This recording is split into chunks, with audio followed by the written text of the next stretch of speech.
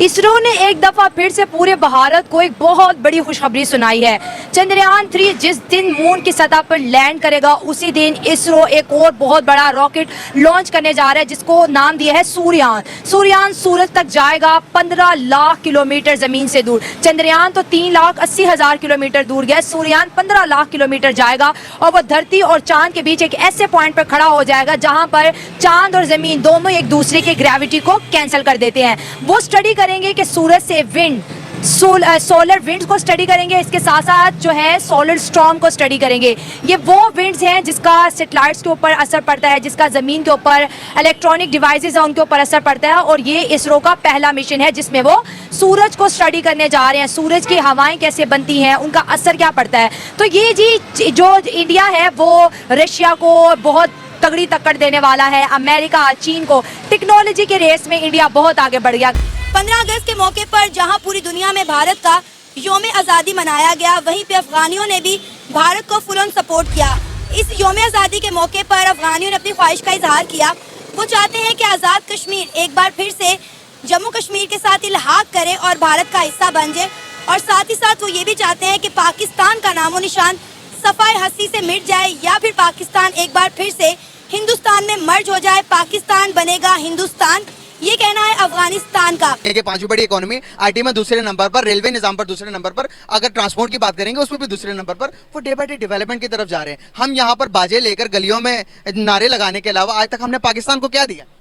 असल में जो इंडिया की क़यादत है ना, वो मैं समझ रहा हूँ कि अपने मुल्क के साथ, अपनी रियासत के साथ सिंसेर है। हमसे टेक्नोलॉजी के लिहाज से आगे हम मासवाई उनसे एटमी टेक्नोलॉजी के मुकाबले के हमारा उनका कोई मुकाबला नहीं किसी किस्म का। हमारे यहाँ तो सुई भी नहीं बन रही। ये पाकिस्तानी जो पासपोर्ट है इसकी जो जब देखते हैं फॉरेनर तो वो उसके बाद वो इग्नोर कर देते हैं पाकिस्तानी स्टूडेंट्स को या लीडर जो भी बंदा बाहर जाता है। बिल्कुल इंडिया के साथ बेहतर करो, तरक्की कर जाओगे।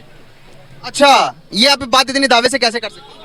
मैं इंडियन में रह के आया हूँ ना, मेहनती लोग हैं, वो बेईमान नहीं है। वहाँ पे मेरिट भी है, वहाँ पे एजुकेशन सिस्टम भी बहुत अच्छा है। अब देखिए चंद्रयान वहाँ पहुँच गया या उन्होंने अपना मिशन कंप्लीट कर लिया तो इसका मतलब है कि वो सक्सेसफुल है ना, फिर वो हमसे आगे भी है। तो यार हम उधर शॉपिंग करते थे ना, हर चीज़ मेड इन इंडिया। जब मैंगो आता था ना, मौसम पाकिस्तान का, बड़े फख्र से कहते थे हम लोग।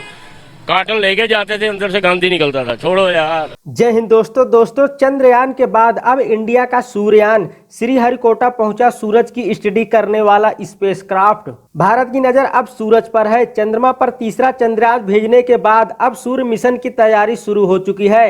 बंगलुरु के URSC में आदित्य L1 सैटेलाइट को बनाकर श्रीहरिकोटा भेज दिया गया है। Aditya L1 mission Satish Dhawan space centre में रखा गया है। यहाँ पर अब इसे रॉकेट में लगाया जाएगा।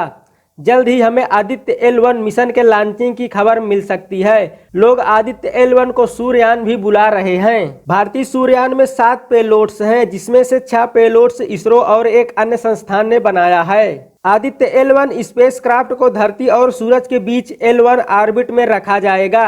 भारत का सूर्ययान धरती से करीब 15 लाख किलोमीटर दूर स्थित पॉइंट पर तैनात होगा। दोस्तों, अभी चंद्रयान की बातें चल ही रही थी कि इंडिया ने सूर्ययान लॉन्च कर दिया और अब इसरो के नए मिशन सूर्ययान के बारे में पता चलने पर पाकिस्तानी मीडिया के होश उड़ गए हैं। वहीं दोस्तों, हर बार की तरह इस बार भी भारत का स्वतंत्रता दिवस पूरे विश्व में मनाया गया।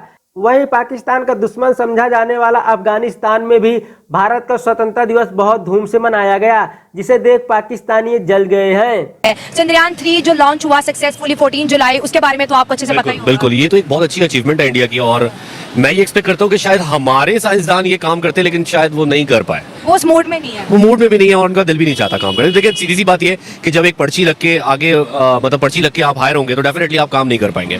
ठीक है, मेरिट बेसिस पे यहाँ कुछ भी नहीं होता। किसी भी गवर्नमेंट इदारे में मेरिट बेसिस पे कुछ भी नहीं होता। वहाँ पे मेरिट भी है, वहाँ पे एजुकेशन सिस्टम भी बहुत अच्छा है। अब देखिए चंद्रयान वहाँ पहुँच गया या उन्होंने अपना मिशन कंप्लीट कर लिया तो इसका मतलब है कि वो सक्सेसफुल है ना, फिर वो हमसे आगे भी है।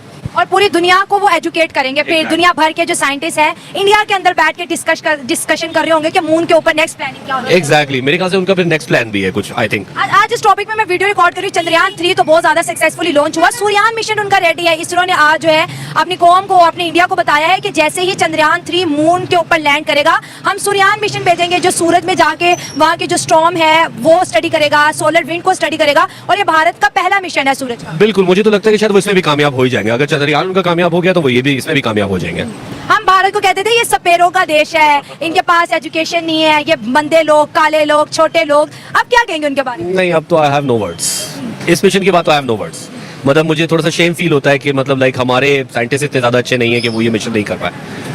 हाँ, अगर हम अपने स्पार्को की बात करें, जैसे उनका इसरो है, रशिया को टक्कर दे रहा है, बहुत टफ कंपटीशन उसने बिल्ड कर लिया साइंस एंड टेक्नोलॉजी में। अमेरिका एंड चीन, क्योंकि साउथ पोल को वो एक्सप्लोर करने जा रहा है। उसके बाद सूर्ययान उनका रेडी है, वो कह रही है कि जैसे ही लैंड करेगा हम इसको यहाँ से लॉन्च कर देंगे। तो हम अगर हम अपने स्पार्को की बात करें तो हमने तो बहुत जल्दी बना लिया था, हमने तो उनसे 9 साल पहले बना लिया था। अब वो बात तो आपकी ठीक है, हमने तो बहुत सारी चीजें उनसे पहले बना ली थी, लेकिन जब पर्ची पे आप किसी को हायर करेंगे तो वो काम थोड़ी ना करेगा, वो तो बैठेगा वहाँ। साइंसदान थोड़ी बैठे हुए, वहाँ तो बेचारे ऐसे अनपढ़ लोग बैठे हुए जिनको कुछ पता ही नहीं है।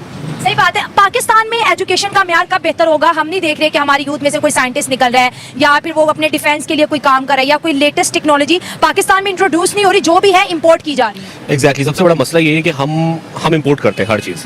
हमें यहाँ पे इवन अनाज के लिए भी पैसे देने पड़ते हैं और इंपोर्ट करना पड़ता है। सबसे पहली बात ये कि ज़राई मुल्क है, आप यहाँ पे अनाज उगाते हैं, उसके बाद उसको एक्सपोर्ट करते हैं और फिर उससे ज़्यादा पैसे देकर उसको इंपोर्ट कर रहे होते हैं। मुझे ये बताएं कि हमने पाकिस्तान जिस नजरिए की बुनियाद पर हासिल किया था, क्या हम आज उस नजरिए को फॉलो कर रहे हैं या करते हुए आ रहे हैं?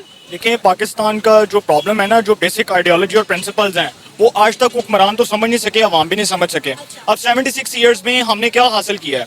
यहाँ पर आप देख लें, अपने पढ़े लिखे तबके को एजुकेशन जो है वो सबसे मेन जो होता है ना, वो एक मुल्क का अलमिया है कि यहाँ पर एजुकेशन को हम लोगों ने किस तरह से यूटिलाइज करना था, हमने किस तरह से उसको बर्बाद किया। 76 ईयर्स में आप देख लें, इकोनॉमी, एजुकेशन है, पॉलिटिकल क्राइसिस है, हर चीज़ में हम लोग फंसे हुए हैं। और 76 ईयर्स में हम लोग क्या कर रहे हैं? आज़ादी मना रहे हैं कि जी हमारा मुल्क आज़ाद है। हमारा मुल्क आज़ाद कभी भी नहीं हुआ। अगर मैं मीडिया की बात करूँ तो मीडिया तो वैसे ही आज़ाद नहीं था। और अगर आप बात करते हैं जी तमाम इंस्टीट्यूशंस की, तो तमाम इंस्टीट्यूशंस की आप परफॉर्मेंस भी देख लें और उसको कंपेयर कर लें। आप 76 साल की बात करते हैं ना, आप इंडिया के साथ कंपेयर कर लें, इंडिया का हमारा मुआवजा कर लें, तो हम किधर खड़े हैं, इंडिया किधर खड़ा है। हम अपने आप को एक डेवलपिंग कंट्री कहते हैं, हम कहते हैं कि हम एक डेवलपिंग कंट्री हैं, लेकिन हम डेवलपिंग कंट्री नहीं हैं। उसकी वजह ये है कि 76 ईयर्स में से अगर हम 36 ईयर्स माइनस कर दें तो पीछे कितने रहते हैं? रिमेनिंग 40 ईयर्स रहते हैं। तो 40 ईयर्स के अंदर क्या हम पाकिस्तान के लोगों को, पढ़े लिखे लोगों को नौकरियां दे सके हैं? कभी भी नहीं दी। हमने उनको जॉब्स प्रोवाइड नहीं की। जॉब सेक्टर तबाह, एजुकेशन सेक्टर तबाह, पॉलिटिकल आप देख लें कि क्राइसिस है इस मुल्क में, इलेक्शंस का रोला पड़ा हुआ है। तो इन 76 ईयर्स में हम लोग आज़ाद नहीं है। मुझे लगता है कि हम लोग बिल्कुल भी आज़ाद कंट्री नहीं है। इंडिया ने चंद्रयान 3 के बाद सूर्ययान मिशन जो है वो कह रहे हैं कि जैसे ही चंद्रयान 3 लॉन्च होगा हम अपना सूर्ययान सूरज पे भेज देंगे, जो सूरज को स्टडी करेगा, सूरज में किस तरह की हवाएं बनती है, उनका जमीन की जो इलेक्ट्रॉनिक चीजें उन पे क्या असर पड़ेगा। तो उनका जो इसरो है वो इतना ज्यादा आगे बढ़ गया कि रशिया को उन्होंने टक्कर दे दी है। हाँ, वो काम करते ना, वो मतलब हमारे जैसे नहीं है। अगर हमारे जैसे होते तो वो भी हमारी तरह होते, या हम उसके जैसे होते तो हम भी उसके जैसे होते ना। या ये डिफरेंट है माशाल्लाह। अगर हम उन लोगों को देखें ना तो वो एजुकेशन के लिहाज से, साइंस के लिहाज से, हर चीज़ के लिहाज से बहुत अच्छे। और हम कोई कम नहीं है, लेकिन हम उधर वो स्ट्रगल उस तरह हमारा नहीं है ना। हमारा स्ट्रगल नहीं है। जैसे अक्सर कहते हैं कि हम में और उनमें फर्क है, लेकिन मैं कहती हूँ ये हमारे जैसा दिमाग उनके पास भी है। वो भी दाल रोटी सब्जी चावल खाते हैं, हम भी यही खाते हैं, फिर इतना फर्क क्यों आ रहा है? नहीं, वो मतलब वही बात है ना, कोशिश का, मेहनत का, वो हमारा नहीं है। बल्कि हमें तो चाहिए कि हम, इंडिया तो हमारा कंपटीटर है, हमें तो चाहिए कि हम उसके मुकाबले में जो है ना बहुत कोशिश करें कि उसके मुकाबले में तो आ जाए या उससे बढ़ जाए।